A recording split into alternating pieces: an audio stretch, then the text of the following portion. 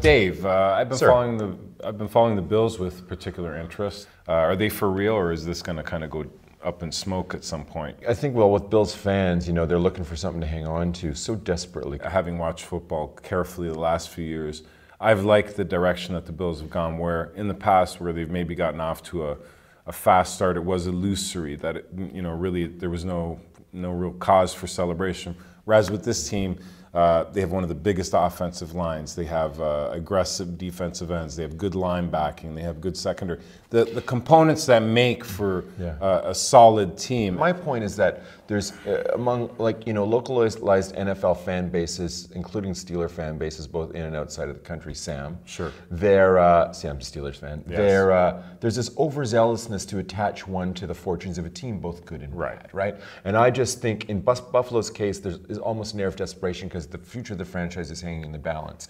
And, you know, I think it's endemic in sports in general that fans and people define themselves almost a little bit too much by the fortunes of their football team. In Canada, it's hockey, whatever, you know. Right. And I think a little bit of distance is needed in every case. But I think the Bills, while not as spectacular as, let's say, Dallas, they've quietly built a very solid team that I think is going to go far in the playoffs. Bottom line of this franchise right now, and it will be evermore, until they actually win the ring, it really means nothing. Sure. 3-0, 0-16, 16-0, it doesn't matter. The only way this city and this team will reestablish its reputation, not even reestablish, establish its reputation if it's when it wins the Super Bowl. You know, hey man, fingers crossed, I'm cheering for him too, but I'm just saying. Yeah, but I think that even sort of thinking about a Super Bowl is like putting a bit too much pressure on them. I think that if they do a nice job in the playoffs, that in fact, but don't tell me that fans in Western New York today aren't.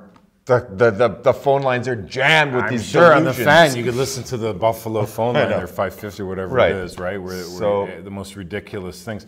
I mean, they do have a serious love-hate relationship with the team, but right now I think they're feeling a lot of love for their team. Let's and, you know, talk justifiably, in a month. right? Let's talk in a month. Let's talk in a month, yeah.